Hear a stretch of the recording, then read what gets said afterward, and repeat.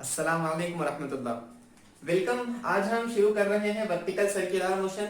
अभी तक के लेक्चर में हमने हॉरिजॉन्टल सर्कुलर मोशन को डिस्कस किया है। हमने क्या क्या देखा, तो हमने हॉरिजॉन्टल सर्कुलर मोशन की प्रॉपर्टीज देखी और उसके एप्लीकेशन के अंदर हमने देखा कि व्हीकल अगर हॉरिजॉन्टल सर्कुलर ट्रैक पर हो तो कितनी स्पीड होनी चाहिए, अगर वो वेल ऑफ डेप्थ में हो तो कितनी स्पीड होनी चाहिए, अगर बैंक रोड में हो तो मैक्सिमम स्पीड कितनी हो सकती है, उसके डेरिवेशंस क्या है, और फोर्थ एप्लीकेशन कोनिकल पेंडुलम भी हमने देख लिया। इस तरह हॉरिजॉन्टल सर्कुलर मोशन हमने कंप्लीट कर लिया है। आज के इस लेक्चर से हमको शुरू करना है वर्टिकल सर्कुलर मोशन। आज के लेक्चर में हमको क्या क्या पढ़ना है, so we will deal with the study of different types of vertical circular motion.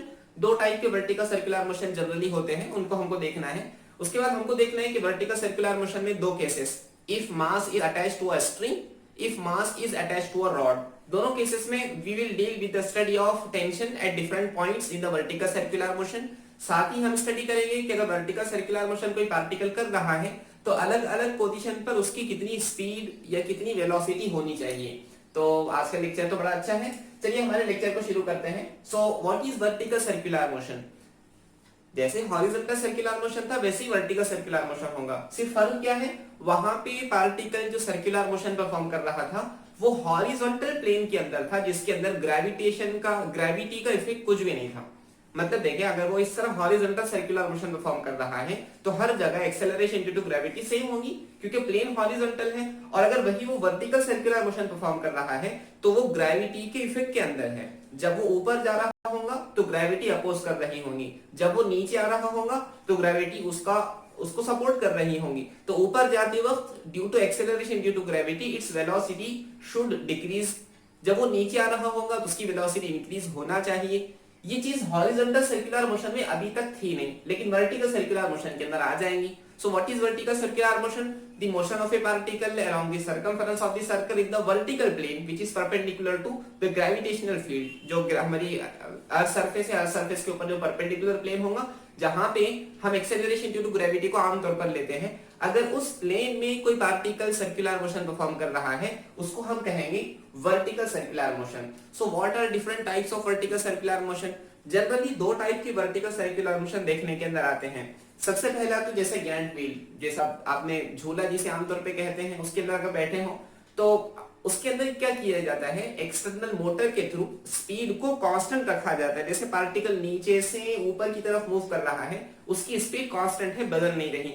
और अगर वही हम किसी स्ट्रिंग पर पत्थर बांध दें, अब ये स्ट्रिंग है, धागा है, यहाँ पत्थर लगा है, हम इसको वर्टिकल सर्कल के अंदर रिवॉल्व करना चाह रहे हैं, तो हमारे कंट्रोल में क्या है, हमारे कंट्रोल में सिर्फ उसकी बॉटम पोजीशन है। यहां से हम उसको इस तरह थ्रो करते हैं। अब ये पूरा मोशन जो वो ऊपर से नीचे की तरफ कर रहा है ये पूरा ग्रेविटी के इफेक्ट में है। हमने उसको सिर्फ बॉटम पॉइंट के ऊपर वेलोसिटी प्रोवाइड की। तो इस तरह दो मोशंस होते हैं, एक मोशन जिसके अंदर हम ग्रेविटी को पूरी तरीके से इग्नोर भी नहीं करेंगे, पूरी तरीके से स्टडी के अंदर भी नहीं लेकर आएंगे, लेकिन वहां पे उसकी स्टडी सेम होगी, मतलब कांस्टेंट स्पीड के साथ, जैसे गैंट व्हील के अंदर होता है। वर्टिकल सर्कुलर मोशन तो हो रहा है लेकिन ग्रेविटी का पूरा इफेक्ट नहीं लिया जा रहा, बल्कि किसी एक्सटर्नल सोर्स के थ्रू कोशिश ये की जा रही है कि उसकी हम यानी पार्टिकल की जो वर्टिकल सर्कुलर मोशन कर रहा है उसकी स्पीड कांस्टेंट होनी चाहिए।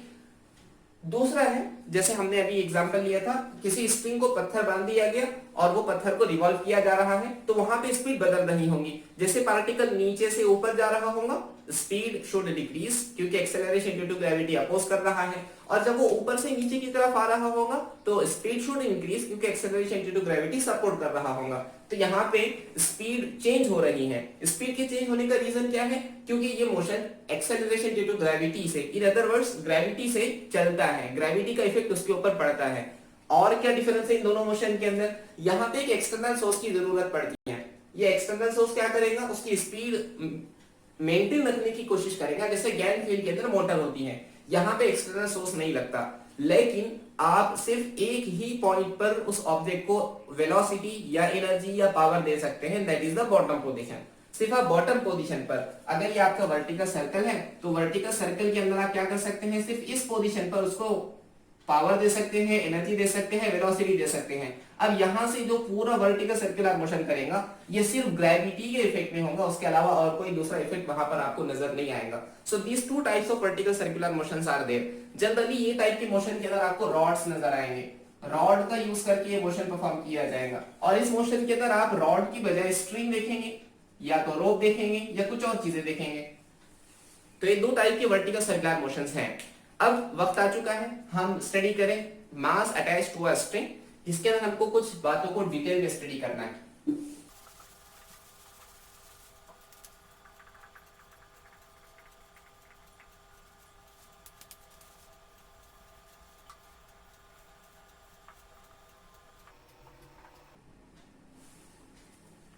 सो we will study first case, जिसके अंदर mass attach to a string. एक स्ट्रिंग है जिसके ऊपर मास अटैच किया हुआ है, उसको हम वर्टिकल सर्कल के अंदर रिवॉल्व करने की कोशिश कर रहे हैं। वहां पे हमको दो चीजों की इंफॉर्मेशन निकालना है। एक तो tension at different points in the vertical circular motion कितना होगा, दूसरा वेलोसिटी या required velocity at different position in the vertical circular motion कितना होगा। ये दो चीजों की इंफॉर्मेशन हमको निकालना है। तो late consider a particle of mass small m is attached to a string of length l, जो कि बाद में जाकर रेडियस बन जाएगा, रेडियस ऑफ द सर्कल।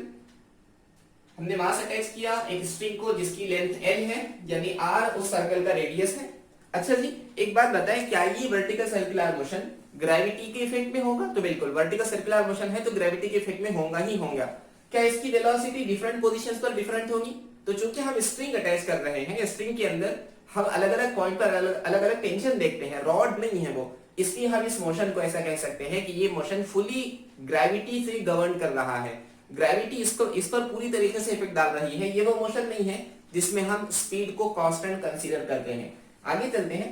अगर हम सोचे कि यहाँ पे ये हमारा सेंटर ऑफ द सर्कल है और ये हमारी कोई आर्बिट्ररी पोजीशन है, कोई भी रैंडम पोजीशन हो सकती है। हम सबसे पहले निकालने की कोशिश करेंगे डिफरेंट पॉइंट पर डिफरेंट वेलोसिटीज, उसके बाद टेंशन के रिलेशन में आएंगे। एक्चुअली ये दोनों बातें पैरेलल चलती है, अलग अलग इनको डिस्कस नहीं करेंगे, दोनों एक साथ ही होंगी। सो ये पोजीशन है हमारी, ये हमारी स्ट्रिंग है, इस पर हमने ऐसा पत्थर बांधा है और ये रिवॉल्व कर रहा है एंटी क्लॉकवाइज सेंस के अंदर, इस तरह रिवॉल्व कर रहा है। अच्छा, अगर हम सोचे कि पार्टिकल की एक आर्बिट्ररी पोजीशन पर कितने फोर्सेस एक्ट कर रहे हैं, तो पार्टिकल पर एक्ट होने वाले फोर्सेस अगर पूछे जाए तो सबसे पहली फोर्स उसका खुद का वेट, जो कि कैसे किस डायरेक्शन में होगा, वर्टिकली डाउनवर्ड डायरेक्शन में। तो यहां से पार्टिकल का वेट आएगा वर्टिकली डाउनवर्ड डायरेक्शन में, that is mg acting vertically downward. ये बात तो हो गई। दूसरी, ये हमारी स्ट्रिंग है, ये हमारी स्ट्रिंग है, तो स्ट्रिंग के अंदर टेंशन आता है। स्ट्रिंग एक टेंशन कंपोनेंट है, स्ट्रिंग हो, रोप हो, रॉड हो, एक टेंशन कंपोनेंट है, टेंशन आएगा और टेंशन स्ट्रिंग के साथ साथ चलेगा। ये दो फोर्सेस वहां पर हुए। ओके, हम कंसीडर करते हैं कि वर्टिकल के साथ हमारी स्ट्रिंग अभी थीटा एंगल बना रही है। This angle can be any angle, that means ये एंगल 0 हो सकता है। अगर ये एंगल 0 है, इसका मतलब हमारा स्ट्रिंग इस तरह नहीं है बल्कि इस तरह है। आप समझ रहे हैं ना, स्ट्रिंग अगर इस तरह होगा तो एंगल 0 होगा।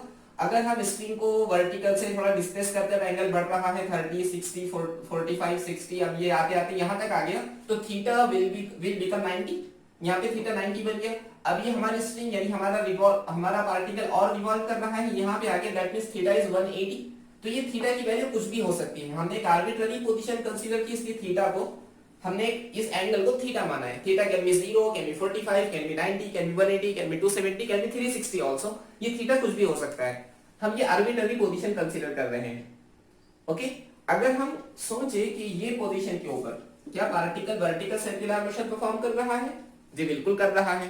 वर्टिकल सर्कुलर मोशन है, मतलब सर्कुलर मोशन तो परफॉर्म कर ही रहा है।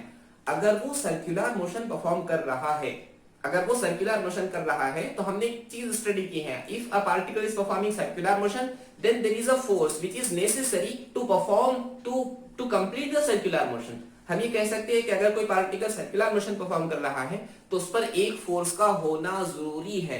अगर वो फोर्स होगी तभी सर्कुलर मोशन होगा, और अगर वो फोर्स नहीं है तो सर्कुलर मोशन परफॉर्म नहीं हो सकता। What is that force? That force is centripetal force.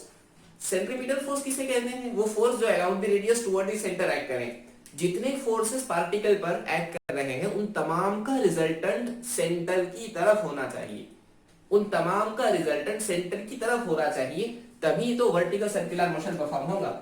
यहां पर दो तरह के फोर्सेस हैं, एक तो mg और दूसरा ये टेंशन। इसका मतलब ये है कि अगर हमने पार्टिकल का सेंटर कंसीडर करें O, तो ये हमारी आर्बिट्ररी पोजीशन है, इसमें इस तरफ एक फोर्स एक्ट होना कंपलसरी है, that is mv² by r। ये फोर्स होगी सेंट्रीपिटल फोर्स, इसको पहले इसको हम कह लेंगे सेंट्रीपिटल फोर्स। तो सेंट्रीपिटल फोर्स कौन होंगी? Centripetal force will be equal to resultant of all forces, correct ना? सब फोर्सेस का रिजल्टेंट सेंट्रीपिटल फोर्स होगा। What is the formula for centripetal force? mv² divided by r is equals to, देखो forces कौन से हैं, एक तो ये टेंशन है और दूसरा ये mg है। इस mg को हम रिजॉल्व करते हैं, ये mg डाउनवर्ड डायरेक्शन में लिख लेंगे। इस तरह अगर मैंने इस लाइन को एक्सटेंड किया, so this angle will also be theta, this mg this theta, so this should be mg cos of theta. अगर ये mg cos ऑफ थीटा है तो इस पर आने वाला कंपोनेंट हो जाएगा mg sin of theta, correct? अब जरा ध्यान दे, इस तरफ ऊपर की तरफ जा रहा है टेंशन और नीचे की तरफ जा रहा है mg cos ऑफ थीटा। ऊपर की तरफ जाना मतलब सेंटर की तरफ जाना, हमको रिजल्टेंट फोर्स ऊपर की तरफ ही चाहिए। तो ऊपर की तरफ आने वाली फोर्स कितनी होगी? ऊपर की तरफ आने वाली फोर्स होगी T minus mg cos of theta. अरे ये बात बड़ी आसान है, इसको समझ ले। देखें, ये हमारा मान ले एक बॉक्स है, उस बॉक्स पर इस तरफ से 10 न्यूटन की फोर्स लग रही है और इस तरफ से 2 न्यूटन की फोर्स लग रही है। तो यहां पर ये दोनों फोर्सेज जब एक साथ लगेंगे तो ये 2 न्यूटन 10 न्यूटन, यहां पर रिजल्टेंट फोर्स 8 न्यूटन हो जाएगी इस तरफ, क्योंकि ये 2 न्यूटन इसमें से माइनस हो जाएगा। अब एक बात ध्यान में रखें, मैंने यहाँ पे आपको फोर्सेस नहीं बताए हैं। ये फोर्स है x न्यूटन और ये फोर्स है y न्यूटन। मैं आपको ये कह रहा हूं कि अगर ये पार्टिकल है तो यहाँ पे रिजल्टेंट फोर्स बननी चाहिए। अगर यहाँ पे रिजल्टेंट फोर्स बनना है मतलब x ज्यादा है, तो यहाँ फोर्स कितनी बनेगी? x में से इस तरफ जाने वाली फोर्स माइनस कर दो, this will be resultant force. अगर इस तरफ रिजल्टेंट फोर्स बनना है तो, और अगर इस तरफ रिजल्टेंट फोर्स बनना है इसका मतलब y ज्यादा है। अगर y ज्यादा होगा तभी तो रिजल्टेंट फोर्स इस तरफ बनेगी। यहाँ पर रिजल्टेंट फोर्स कितनी हो जाएगी? y minus x। उसी तरह हमको ये पता है कि रिजल्टेंट फोर्स सेंटर की तरफ बनना ही है। ये कैसे पता? क्योंकि सर्कुलर मोशन हो रहा है और सर्कुलर मोशन हो रहा है तो सेंट्रीपिटल फोर्स होनी चाहिए, मतलब सेंटर की तरफ फोर्स होनी चाहिए। कितनी फोर्स होगी? तो सेंटर की तरफ जो ऑलरेडी फोर्स है उसमें से अपोजिट डायरेक्शन वाली फोर्स माइनस कर दो, तो this will be the resultant force. ये हमारी आर्बिट्ररी फोर्स का फॉर्मूला है। तो आर्बिट्ररी फोर्स कितनी होगी? हम ये फॉर्मूला डिराइव कर चुके हैं कि mv² divided by r is equals to t minus mg cos of theta. लेकिन ये एक रैंडम पोजीशन की बात हमने की है, ये एक रैंडम पोजीशन की बात हमने की, इसलिए हम ये फॉर्मूले को एक जनरल फॉर्मूले की तरह मानेंगे। चलिए अब हम डिस्कस करते हैं tension at different points in a vertical circular motion.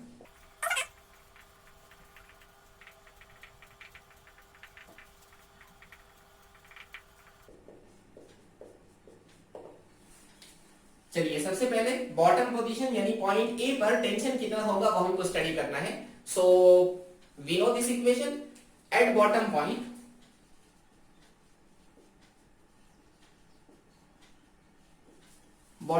के ऊपर velocity will be equals to velocity at bottom point. ये बाद में हमको मिलेगा, हम इसको और एक मर्तबा करेंगे। टेंशन कितना होगा? T will be equals to tension at bottom point and theta will be equals to, theta कितना होगा? थीटा बॉटम पॉइंट पर, मतलब हमारा स्ट्रिंग इस तरह है बिल्कुल बॉटम पोजीशन के ऊपर, तो थीटा तो वर्टिकल के साथ बना हुआ एंगल है ना। सो थीटा जब ये वर्टिकल हो जाएगा, जब ये बॉटम पोजीशन पर आ जाएगा, theta will be equal to 0।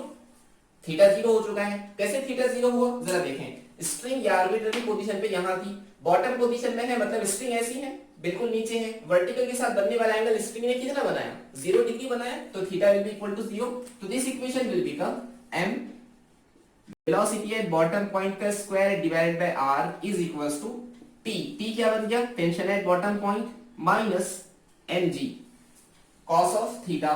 cos कितना है? cos थीटा मतलब cos 0। cos 0 की वैल्यू कितनी? cos 0 की वैल्यू कितनी होती है? cos 0 की वैल्यू 1। तो m velocity at bottom point का square divided by r is equals to tension at bottom point minus mg cos 0 की वैल्यू 1 into 1, कोई फर्क नहीं पड़ेगा। So tension at bottom point will be equals to minus mg, इस side आकर plus mg हो जाएगा।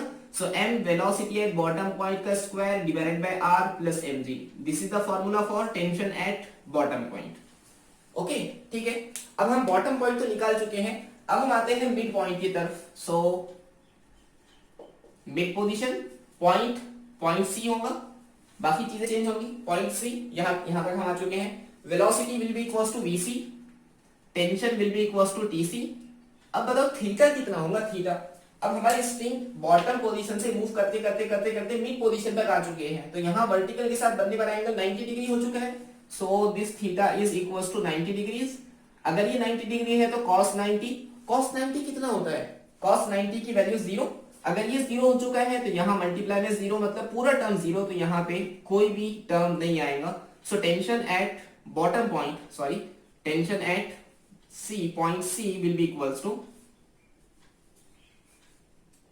tension at point C is equals to velocity at point C का square divided by r. This is the equation for tension at midpoint. अब last tension at highest point निकालते हैं।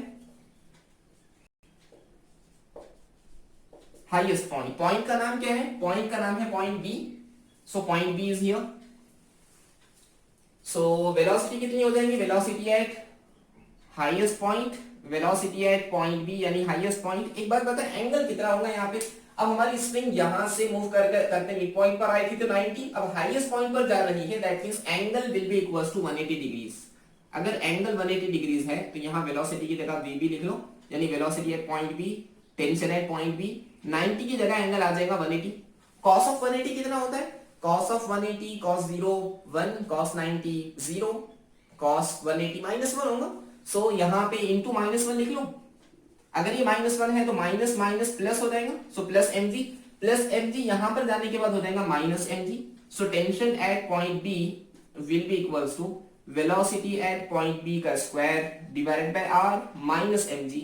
सो these are the equation for different points for tension at different points in the vertical circular motion in case of spring जहां पर हमने मास attach किया है। अब हम बहुत ही इंपॉर्टेंट पॉइंट, हम वेलोसिटी की तरफ बढ़ते हैं। Velocity at different point in the vertical circular motion. अगर आपको टेंशन के बारे में याद रखना है, इस पर हमको डबल से वापस आना है, तो आपको सिर्फ एक चीज याद रखना है, ये इक्वेशन अगर आपको याद है, इस इक्वेशन से आप अलग अलग पॉइंट पर टेंशन कितना होगा उसको आप खुद ही कैलकुलेट कर सकते हैं।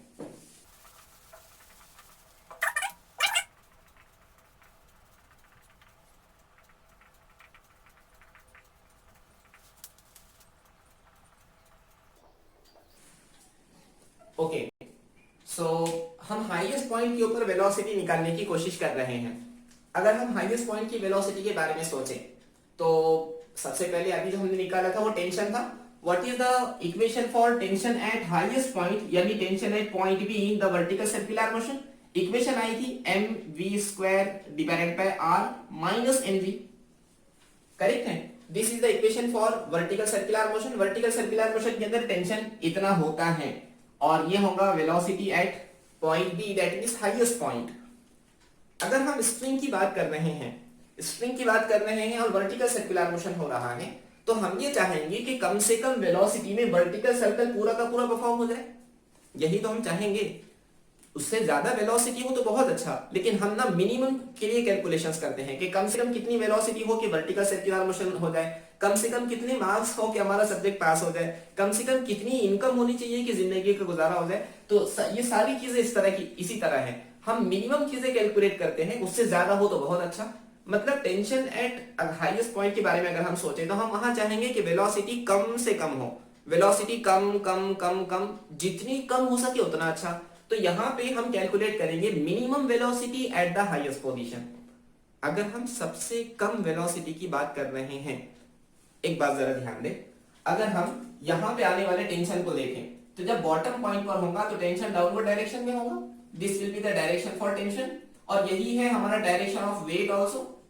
अगर हम यहां पे सोचे तो यहां पे वेट आएगा डाउनवर्ड डायरेक्शन में mg, और टेंशन ऊपर की तरफ आएगा टेंशन एट पॉइंट A। यहां पर अगर हम सोचे तो वेट आएगा डाउनवर्ड डायरेक्शन में और टेंशन आएगा इस तरफ, tension at the point C। Correct है, ये अलग अलग टेंशन का डायरेक्शन है। हम अगर यहां पे सोचे इन तीन चीजों के अंदर, tension at point A, tension at point C, tension at point B, तो यहां पे हमको ये समझ आ रहा है कि हर जगह टेंशन का होना कंपलसरी है।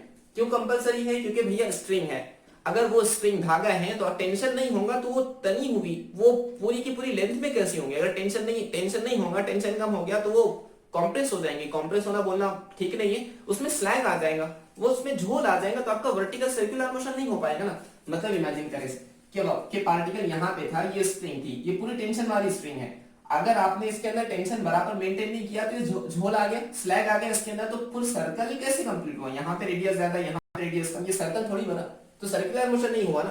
तो पहली बात ये है कि हमारी स्ट्रिंग को पूरा का पूरा टेंशन में रखना जरूरी है, मतलब हर पॉइंट के ऊपर टेंशन होना कंपलसरी है। अब जरा सोचते हैं, यहाँ पे क्या हमारा वेट टेंशन को सपोर्ट कर रहा है? ये दोनों तो 90 डिग्री के साथ है, तो टेंशन और वेट का कोई भी रिलेशन नहीं है। यहाँ पे टेंशन प्रोवाइड करना पड़ेगा। यहाँ पे सोचे एट बॉटम पॉइंट टेंशन ऊपर की तरफ है, वेट डाउनवर्ड डायरेक्शन में है, मतलब वेट टेंशन का अपोज कर रहा है। अगर टेंशन आपको होना है तो टेंशन ज्यादा देना पड़ेगा, उसमें से कुछ तो भी माइनस होगा तब टेंशन बचेगा, वरना नहीं। यहां पे अगर हम सोचे तो टेंशन वेट दोनों एक ही डायरेक्शन में है, इसका मतलब वेट टेंशन के सपोर्ट में है, वेट टेंशन के सपोर्ट में है। तो अगर हमने यहाँ पे स्प्रिंग में आने वाला टेंशन जीरो भी कर दिया तो क्या स्प्रिंग के अंदर कोई भी टेंशन नहीं रहेगा? इस बात को जरा सोचें। यहाँ पे दो फोर्सेस थे, एक फोर्स थी 10 न्यूटन की, एक फोर्स थी 5 न्यूटन की। हमने ये 10 न्यूटन वाली फोर्स को जीरो कर दिया, तो क्या अब यहाँ पे डाउनवर्ड डायरेक्शन में कोई फोर्स नहीं बची? अरे नहीं, 5 न्यूटन वाली फोर्स है ना, यहाँ पे 5 न्यूटन वाली फोर्स से सर्कुलर मोशन अभी भी हो रहा है।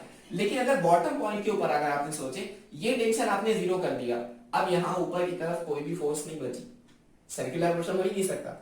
यहाँ पे अगर आपने टीसी की वैल्यू को जीरो कर दिया, अब यहाँ पे सेंटर की तरफ आने वाली कोई फोर्स बची नहीं, तो सेंटीमीटर फोर्स कहां से होगी? इसका मतलब अगर आप सर्कुलर मोशन परफॉर्म करना चाहते हैं तो टॉप पोजीशन के ऊपर अगर आप टेंशन जीरो भी करते हैं तब भी कोई फर्क पड़ने वाला नहीं है। टेंशन अगर आप जीरो कर देंगे तब भी कोई फर्क नहीं पड़ेगा सर्कुलर मोशन में, लेकिन फर्क तो पड़ेगा।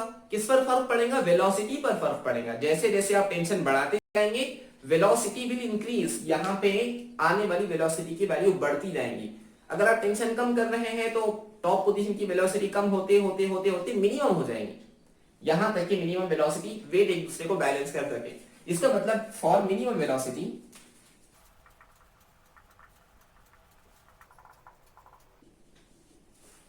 हाईएस्ट पॉइंट पे अगर आपको मिनिमम वेलोसिटी चाहिए तो टेंशन कितना लेना पड़ेगा? टेंशन जीरो लेना पड़ेगा। यहां पे आपको मिनिमम वेलोसिटी निकलेगी। मैं बार बार रिपीट कर रहा हूं, we are calculating minimum velocity. अगर आप इससे ज्यादा वेलोसिटी देते हैं तो टेंशन जीरो की वजह कुछ वैल्यू आने लगेंगी। हम सबसे कम वेलोसिटी निकाल रहे हैं, इसलिए टेंशन की वैल्यू को जीरो कंसीडर कर रहे हैं।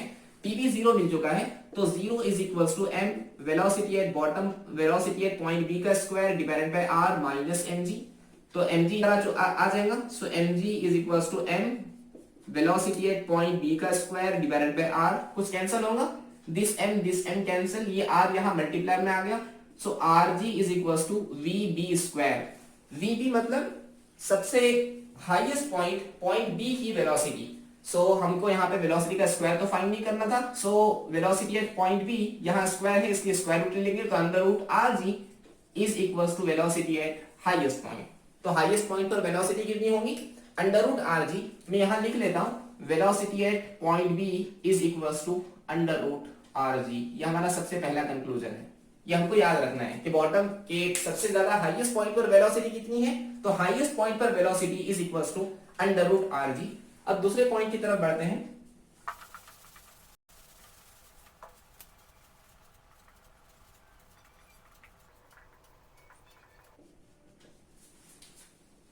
चलिए लोवेस्ट पॉइंट यानी पॉइंट ए की तरफ हम बढ़ रहे हैं। सबसे पहले वही पुरानी चीज, टेंशन के बारे में हम इक्वेशन लिख लेंगे। तो we have already know the value, the equation of tension जो हमने अभी कैलकुलेट किया। So what is the formula for tension at point A? Tension at point A is equals to M V square divided by R plus M G. Correct ना? This is the formula for tension. ये tension का formula हमारे पास आ चुका है।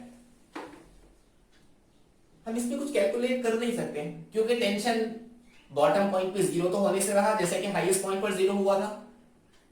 बाकी चीजें भी कैलकुलेट नहीं हो सकती, इसलिए वेलोसिटी कैसे कैलकुलेट होगी? अलबत्ता ये इक्वेशन बिल्कुल सही है। क्या कोई और चीज है जो हम टॉप पोजीशन और बॉटम पोजीशन के बारे में कंपेयर कर सकते हैं? अच्छा जरा सोचे, पार्टिकल टॉप पोजीशन से बॉटम तक आ रहा है, यहाँ पे उसकी वेलोसिटी डिक्रीज हो रही है या इंक्रीज हो रही है। जैसे वो नीचे से ऊपर जा रहा था तो वेलोसिटी डिक्रीज हो रही थी, ऊपर से नीचे आ रहा है तो वेलोसिटी इंक्रीज हो रही है। तो वेलोसिटी तो चेंज हो रही है, लेकिन कौन सी चीज कांस्टेंट है? मतलब देखो, जो भी चेंज होता है अल्लाह रब्बुल इज्जत ने हर चीज को किसी न किसी कानून से, किसी न किसी लॉ से जोड़ा है। तो यहाँ पर भी कोई ना कोई लॉ फॉलो हो रहा होगा ना, ऐसे आर्बिट्ररी तो कोई भी चेंजेस नहीं होते। तो यहाँ पे कौन सा लॉ है जिसको फॉलो करते हुए चेंजेस हो रहे होंगे? क्या वहां मोमेंटम कंजर्व्ड है या एनर्जी कंजर्व है? क्या हम कंजर्वेशन ऑफ एनर्जी यहां लगा सकते हैं? जरा सोचें। यहाँ की टोटल एनर्जी, यहाँ की टोटल एनर्जी सेम होनी चाहिए, क्योंकि कोई एनर्जी रेडिएट नहीं हो रही है, कोई एनर्जी उस पर ऐड नहीं हो रही है, वर्क किया नहीं जा रहा, तो यहाँ की एनर्जी यहाँ की एनर्जी सेम होनी चाहिए। तो क्या हम law of conservation of energy लगाकर बाकी चीजें कैलकुलेट कर सकते हैं? चलिए कोशिश तो करके देखते हैं। So by using law of conservation of energy,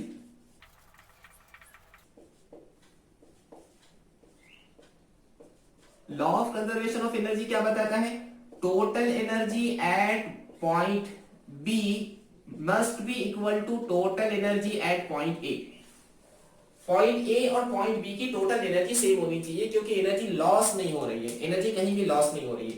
total energy, यहाँ पे कितनी एनर्जीज है पार्टिकल के पास? पार्टिकल के पास दो एनर्जीज हैं, एक तो काइनेटिक एनर्जी है at point B, plus potential energy है at point B. Kinetic energy उसकी मोशन की वजह से और पोटेंशियल एनर्जी उसकी पोजीशन की वजह से। करेक्ट है? इसी तरह दोनों जगह पर आ जाएंगे। What is the formula for kinetic energy? Kinetic energy का फॉर्मूला है half M velocity at point B का square plus M G H. Correct ना? पोटेंशियल एनर्जी का फॉर्मूला एम जी एच या हाइट एट पॉइंट बी आ जाएगा, is equal to kinetic energy at point A half M velocity at point A का square plus potential energy कितना होगा? M G H at point A. Correct? अब जरा देखकर ध्यान से हमको बताओ, वेलोसिटी एट पॉइंट बी क्या हम कैलकुलेट कर चुके हैं? बिल्कुल, वहां लिखा है देखो under root R G. Height at point B, point B पर हाइट कितनी होगी? यहां से यहां तक का डिस्टेंस कितना? बॉटम पॉइंट से सेंटर तक का डिस्टेंस रेडियस होता है, और रेडियस से हाईएस्ट पॉइंट का डिस्टेंस भी रेडियस होता है, सेंटर से हाईएस्ट पॉइंट का डिस्टेंस भी रेडियस होता है। So this R plus R, मतलब यहां से यहां तक का distance will be equal to 2r। तो हम यहां पे लिख सकते हैं half as it is m as it is velocity at bottom point कितना है? Under root R G. तो यहाँ पे अंडर रूट आर जी लिख लो, अंडर रूट आर जी का square plus M G into height at bottom, height at point B, point B के ऊपर हाइट कितनी है? 2r is equal to half as it is m as it is velocity at point A का square as it is. एक बात बताएं, height at point ए, यहाँ पे हाइट कितनी होगी? अरे ये तो हमारा बॉटम पॉइंट है ना, बॉटम पॉइंट है मतलब हाइट 0 है वहां पे। इसका मतलब हम यहाँ पे लिख सकते हैं plus as it is M G height at point A is equal to 0। Boss, अब यहाँ पे इसी को हमको आगे लेकर चलना है। So this half as it is M as it is under root R G का स्क्वायर आर जी बन जाएगा, प्लस ये एम जी इंटू 2r, मतलब 2mr जी, इस तरह लिख सकते हैं इसको। वही बात है, m into 2 into r into G, so 2mr G लिख लें इज इक्वल टू यहां पे half as it is m as it is velocity at point a का square as it is mg into 0, that means 0 लिखने की जरूरत नहीं है। हमको क्या पता करना है? तो हमको पता करना है वेलोसिटी एट पॉइंट a। तो कैसे पता करेंगे? हम क्या करेंगे, यहां से m कॉमन निकाल लेंगे, तो m कॉमन निकल गया, तो यहां क्या बचा? यहां बचा है rg डिवाइडेड बाय 2, और यहां क्या बचा है? यहां बचा है 2rg इज इक्वल्स टू यहां पे half m velocity at point a का स्क्वायर। करेक्ट है? यहां भी m कॉमन निकाल दिया, ये m और ये m कैंसिल, यहां पे rg है तो rg कॉमन निकाल दो। यहां क्या बचा? rg कॉमन निकलने के बाद यहां बचा है 1/2 और यहां बचा है 2 इज इक्वल्स टू यहां m चला गया, मतलब यहां बचा है हाफ वेलोसिटी एट पॉइंट a का स्क्वायर। करेक्ट है? तो ये rg as it is 1/2 plus 2, इसको क्रॉस मल्टीप्लाई करेंगे तो 1 plus 2 to the 4/2 is equals to 1/2 velocity at point a का स्क्वायर। अब क्या होगा? 4 plus 1 5, so 5rg divided by 2 is equals to half velocity at point a का square. This two cancel, मतलब velocity at point a का square equals to 5rg, that means velocity at point a is equals to under root 5rg। तो bottom point के ऊपर velocity कितनी आई? Under root 5rg is the value of velocity at bottom point. तो point a पर velocity कितनी आई? Under root 5rg is the value of velocity at the bottom point. Eight the bottom point velocity इतनी होगी। Understand? बस हमने 2 point निकाल दिया, अब हमको मिड पॉइंट के ऊपर वेलोसिटी निकालना है। मिड पॉइंट के ऊपर वेलोसिटी कितनी होगी? चलिए निकालने की कोशिश करते हैं।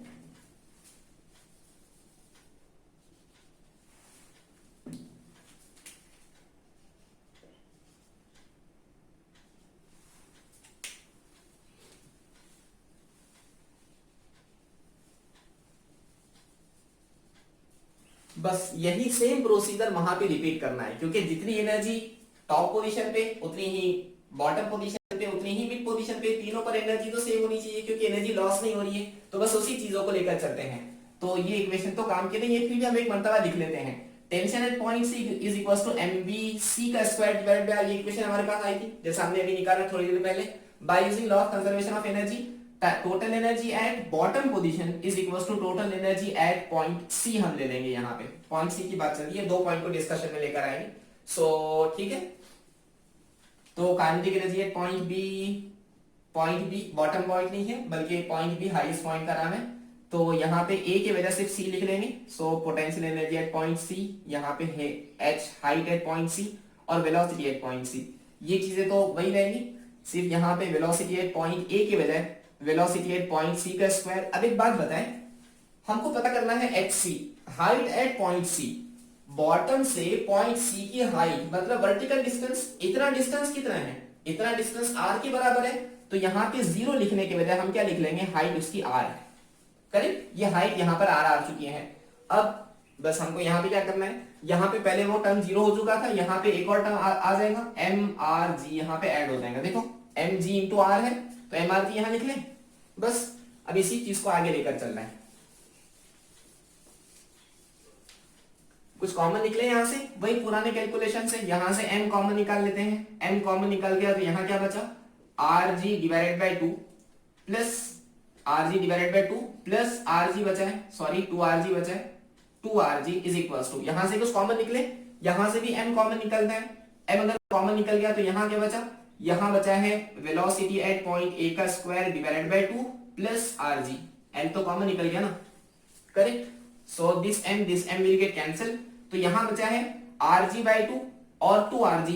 सो rg by 2 plus 2rg is equals to velocity at point A का square divided by 2 plus rg।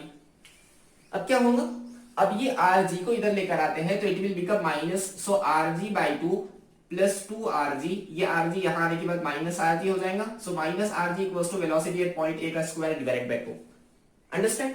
सो क्या होगा, rg divided by 2, 2rg minus rg, 2rg में से एक rg गया तो एक rg बचेगा, दैट मींस rg बचा is equals to velocity at point A का square divided by 2। rg common, तो यहां क्या बचा है, यहां बचा है 1/2 और यहां बचा है plus 1 is equals to velocity at point A का square divided by 2। 1/2 plus 1 that means 3/2, सो यहां बचा है 3/2 is equals to velocity at point A का square divided by 2। This two cancel, तो velocity at point A is equals to 3rg बचा था, square root लेने के बाद under root 3rg will be equals to velocity at point A। so हम point C, sorry यहाँ पे point A नहीं है, so this is point C, so velocity at point C is equals to under root 3rg। ये है हमारी derivation जिसके अंदर हमने 3 डिफरेंट पॉइंट्स के ऊपर वेलोसिटी कैलकुलेट की, हाईएस्ट पॉइंट, बॉटम पॉइंट और मिड पॉइंट। सो हाईएस्ट पॉइंट के ऊपर वेलोसिटी कितनी होनी चाहिए, मिनिमम वेलोसिटी होनी चाहिए under root rg, bottom point के ऊपर वेलोसिटी होनी चाहिए अंडर रूट 5rg और मिड पॉइंट के ऊपर वेलोसिटी होनी चाहिए under root 3rg। So these are the 3 different velocities at 3 different positions. ये हुआ हमारा वर्टिकल सर्कुलर मोशन का सबसे पहला मोड।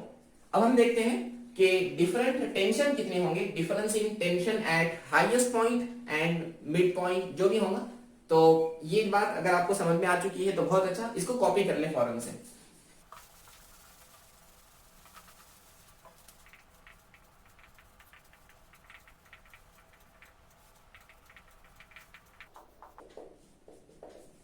चलिए अब देखते हैं difference in tension eight lowest and highest point. तो टेंशन का डिफरेंस मतलब माइनस करना है दो टेंशनों को। किस किस का tension, tension eight lowest point, lowest point का टेंशन मतलब टेंशन एट पॉइंट ए, और हाईएस्ट पॉइंट का टेंशन मतलब टेंशन एट पॉइंट बी। इन दोनों का वैल्यू कितना होगा वो हमको कैलकुलेट करने की कोशिश करना है। तो जब हमने tension at different point in the vertical circular motion निकाला था तो वो इक्वेशंस अगर आपको याद है तो बहुत अच्छा। तो tension at point A, point A के ऊपर टेंशन कितना आया था, tension will be equals to mv square divided by r plus mg, ये आया था टेंशन, मतलब वेलोसिटी एट पॉइंट ए हो जाएगा। और टेंशन एट पॉइंट बी कितना आया था, minus tension at point B आया था m velocity at point B का square divided by r minus mg। Correct, ये चीज कितनी होगी वो हमको कैलकुलेट करना है। माइनस के साथ ब्रैकेट को ओपन करते हैं तो m velocity at point A का square divided by r plus mg minus velocity at point B का square divided by r plus mg। ये माइनस आ गया यहाँ पे, माइनस माइनस प्लस। ओके, अब velocity at point A, velocity at point A under root 5 RG होता है, तो अंडर रूट 5 आरजी का स्क्वायर हमको चाहिए, वी ए का स्क्वायर ना, तो स्क्वायर रूट कैंसिल हो जाएगा, तो m divided by r as it is. V A का स्क्वायर कितना बचेगा, वी ए की वैल्यू 5 अंडर रूट 5 आरजी, तो उसका स्क्वायर हो जाएगा 5 RG plus mg minus m by r as it is. Velocity at point B, highest point पर वेलोसिटी है अंडर रूट rg, उसका स्क्वायर हो जाएगा सिर्फ rg, तो rg प्लस mg। ओके, कुछ कैंसिल हो, दिस आर कैंसिल, 5 mg हो जाएगा ये, सो 5 mg प्लस mg, ये r कैंसिल, तो यहाँ पे आ जाएगा minus mg plus mg, this minus mg plus mg cancel, 5 mg plus mg that means 6 mg। So tension at bottom point minus tension at highest point is equals to 6 mg। यह है value tension की दो अलग अलग positions के ऊपर। उसी तरह आप निकाल सकते हैं टेंशन एट लोवेस्ट पॉइंट और मिड पॉइंट, मिड पॉइंट और लोवेस्ट पॉइंट की वैल्यू, तो यहाँ पे TB की बजाय TC आ जाएगा, यहाँ पे भी TC आ जाएगा, यहाँ पे भी TC आ जाएगा। लेकिन TC, यहाँ पे TC के जब हमने टेंशन की इक्वेशन निकाले थे तो वहां पे mg नहीं आया था, so tension at mid point is only equals to mvc square divided by r, तो दिस mg यहाँ पे नहीं, ये mg भी यहाँ पे नहीं, ये mg भी यहाँ पे नहीं। ठीक है, इसी को आगे लेकर चलते हैं। So what is the velocity at point C, velocity at point C under root 3 rg है, उसका स्क्वायर करने पर कितना हो जाएगा, अंडर रूट कैंसिल हो जाएगा, दैट मींस 3 rg आ जाएगा, दिस r कैंसिल, तो दिस विल बिकम, ये प्लस mg यहाँ पे आ चुका है, माइनस 3 mg आ गया यहाँ पे, correct. 5 mg plus mg that means 6 mg minus 3 mg that means 3 mg will be equals to tension at point A minus tension at point C. इस तरह आप अलग अलग पॉइंट के ऊपर टेंशन कितना होगा इसको आसानी कैलकुलेट कर सकते हैं, इजीली कैलकुलेट कर सकते हैं। वेलोसिटी डिफरेंट पॉइंट पर कितनी होगी ये हमने देख लिया, टेंशन डिफरेंट पॉइंट पर कितना होगा मैंने आपको दे दिया है। आपको सिर्फ एक इक्वेशन याद रखना है कि tension is equals to centripetal force यानी mv square divided by r is equals to tension minus mg cos of theta. ये इक्वेशन याद रखो। इस इक्वेशन के बाद आप थीटा की अलग अलग वैल्यूज रखकर अलग अलग पॉइंट पर टेंशन कितना होगा उसको इजीली कैलकुलेट कर सकते हैं। चलिए, ये तो हुआ केस 1 जिसमें हमने मास अटैच किया था स्ट्रिंग पर। दूसरा केस कंसीडर करते हैं, mass attach to a rod. अब सवाल ये है कि रॉड में और स्ट्रिंग के अंदर मेन डिफरेंस क्या है। बहुत ज्यादा डिफरेंस नहीं है, रॉड और मास एक ही तरह से बिहेव करते हैं, सिर्फ एक मेन डिफरेंस है, स्ट्रिंग के अंदर हमको टॉप पोजीशन के ऊपर कुछ ना कुछ वेलोसिटी देना पड़ता था। क्यों देना पड़ता था, अगर हम वेलोसिटी नहीं देते थे तो उसकी वजह से यहाँ पे स्लैगिंग आ सकता था, सर्कुलर मोशन डिस्टर्ब हो सकता था, क्योंकि हमारी स्ट्रिंग ना फ्लेक्सिबल मेंबर है, वो फ्लेक्सिबल है, उसका लेंथ चेंज हो सकता है। अगर हम उस स्ट्रिंग के बजाय वहां पे रॉड अटैच कर लें तो रॉड तो फ्लेक्सिबल मेंबर है नहीं, अगर रॉड फ्लेक्सिबल मेंबर है नहीं तो जितनी उसकी लेंथ है, चाहे टेंशन कम हो चाहे ज्यादा हो, लेंथ तो उतनी रहने वाली है।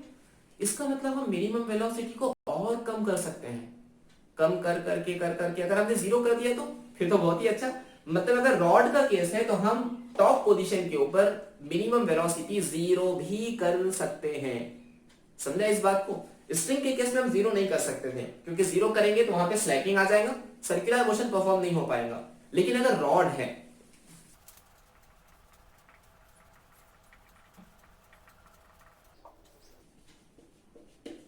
तो रॉड के केस में हाईएस्ट पॉइंट पर टॉप पोजीशन के ऊपर मिनिमम वेलोसिटी जीरो भी हो सकती है, तब भी सर्कुलर मोशन पे कोई फर्क पड़ने वाला नहीं है। तो हमारे पास एक वेलोसिटी तो हमको मिल गई, minimum velocity at point B is equals to zero in case of rod. अब बाकी चीजों पर, बाकी जगह पर हमको कैलकुलेट करना है, तो वही काम दोबारा करेंगे, law of conservation of energy लगाएंगे। So velocity at point A कौन सा पॉइंट है, पॉइंट ए हमारा बॉटम पॉइंट है, यहां पे हमने law of conservation of energy लगा दिया।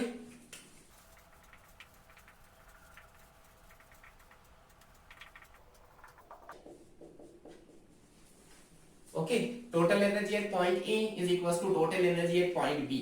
तो total energy at point A का फॉर्मूला क्या मिलेगा, half kinetic energy velocity at point A का square plus mgh height at point A, total energy at point B.